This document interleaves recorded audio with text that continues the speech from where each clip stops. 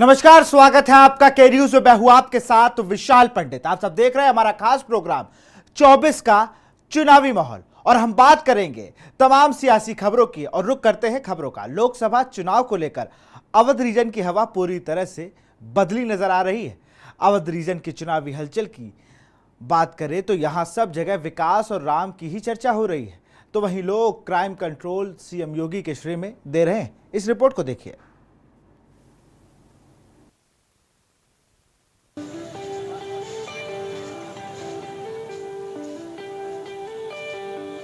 उत्तर प्रदेश का अवध रीजन राजनीतिक रूप से अहम है। इस रीजन में रायबरेली, प्रयागराज, अमेठी, बहराइच समेत कई महत्वपूर्ण लोकसभा सीट है।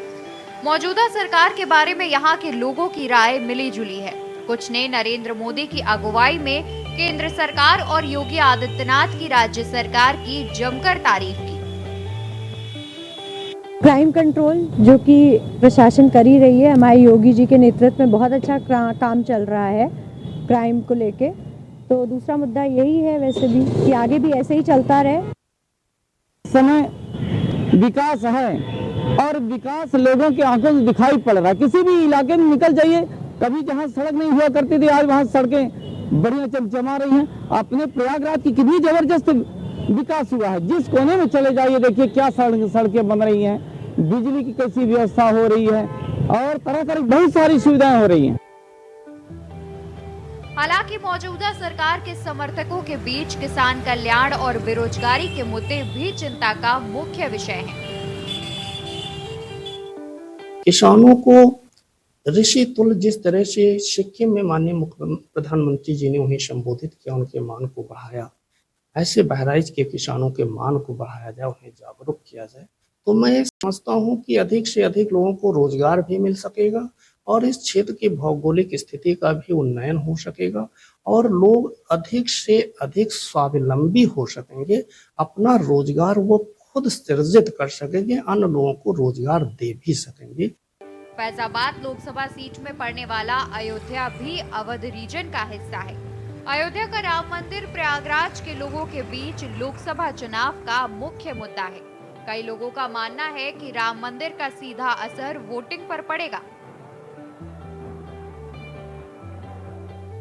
जाति के साथ नहीं है, हम तो राम और राष्ट्र के साथ हैं। जो जाति का समीकरण है वो जाति का समीकरण तो चलेगा ही और विकास और राम की भी चर्चा होगी। जाति समीकरण के आधार पर पार्टियां अपने उम्मीदवार को खड़ा करती थी, लेकिन अब जाति समीकरण पार्टियां जरूर अब भी ध्यान देंगी, लेकिन आम मतदाता जाति समीकरण के से हट के वह अपने विकास और सुरक्षा के मुद्दों को लेकर जाएगा।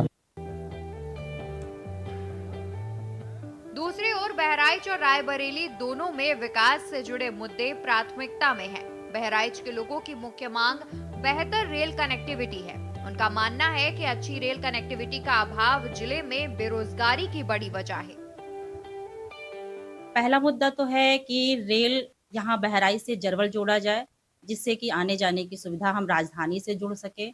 और दूसरा मुद्दा है कि जब हमारी सुविधाएं, रेल सुविधा अच्छी हो जाएगी तो राजधानी दिल्ली से जुड़ जाएंगे, कंपनियां आ जाएंगी, जिससे कि हमारा रोजगार बढ़ेगा, काफी लोग रोजगार से जुड़ेंगे, आत्मनिर्भरता आएगी। और मुद्दा यही है कि बहराइच से जरवल बड़ी लाइन भी जुड़ी है, या बड़ी बड़ी नेपाल हमारा नज़दीक है, बड़ी बड़ी फैक्ट्रियाँ लग जाएं तो बेरोजगार में जो घूम रहे हैं लोग, उनको सुविधा मिल जाएगी। अनएम्प्लॉयमेंट, यहाँ पर रोजगार की बहुत बड़ी कमी है। निश्चित तौर से सरकार को सोचना होगा और बहराइच जिले के जो नवयुवक हैं, बेरोजगार हैं, उनको रोजगार देना होगा। और उसके साथ साथ बहराइच में सबसे मूलभूत समस्या है, यहाँ बाईपास नहीं है, रेल की कनेक्टिविटी नहीं है, हम राजधानी से जुड़े नहीं हैं। और चूंकि रेल कनेक्टिविटी न होने के कारण यहाँ का रोजगार चौपट है। बहराइच के लोगों के मुताबिक बेहतर कनेक्टिविटी से व्यापारियों को भी फायदा होगा। दिन भर में 3 ट्रेनें केवल गोंडा जाती है, वही आती है। पहले 9 ट्रेन, जब छोटी लाइन थी तब 9 ट्रेनें चलती थी, 9 ट्रेनें जाती थी, 9 ट्रेनें आती थी। अब केवल 3 ट्रेनें जाती है, वही आती है। सबसे बड़ी समस्या तो यही है। दूसरे जाम की समस्या शहर में बहुत है, अतिक्रमण जगह जगह पर है। मुद्दा ये है कि जैसे बहराइच से जरवल अगर ट्रेन जुड़ जाए बड़ी लाइन, तो उससे ये आसानी होगी लोगों को व्यापार करने के लिए। जैसे लखनऊ से दिल्ली जाना आसान हो जाएगा, उससे ये है कि बड़ी सुविधा लोगों को मिलेगी, माल उनका आ जाएगा और जो है कम पैसे में जैसे दिल्ली से बहराइच को सामान लाना हो जाएगा। रायबरेली को गांधी परिवार का गढ़ माना जाता है। इसकी नुमाइंदगी 2004 से सोनिया गांधी के पास रही है। हाल में राज्यसभा के लिए चुने जाने के बाद सोनिया गांधी ने यहां से इस्तीफा दे दिया। उन्होंने ऐलान किया कि वो खराब सेहत की वजह से लोकसभा चुनाव नहीं लड़ेंगी। विकास की कमी और बढ़ती बेरोजगारी रायबरेली में लोगों के मुख्य मुद्दे हैं। कई लोगों का कहना है कि वो सिर्फ एक सोच के साथ वोट डालेंगे। रायबरेली जिले का तो बहुत बुरा हाल है। रायबरेली शहर की सड़कें आप देखिए गड्ढा युक्त हैं, जगह जगह इन गड्ढों को अभी नहीं भरा गया और ये सड़कें पूरी शहर की खराब हैं। जहां तक देखा जाए पार्किंग का सवाल, पूरे शहर में कहीं पार्किंग नहीं है। कहीं भी गाड़ी कोई खड़ी करता है उसका चालान कर देता है, 1000 5,000 रुपए जुर्माना किया जाता है। और सबसे बड़ा मुद्दा तो महंगाई का है। इतनी महंगाई हो गई है कि बाजार में आप समझिए पैसा ही नहीं है। इस बार का जो चुनाव है वो कृषि पे जो वर्तमान सरकार है वो कहीं ध्यान ही नहीं दे रही है। किसान हमारे एमएसपी के लिए लड़ाई लड़ रहे हैं, सिंधु बॉर्डर पे लड़ाई लड़ रहे हैं, किसानों को कोई सुनवाई नहीं है। मवेशी छुट्टा हमारी फसलों को चट कर जा रहा है।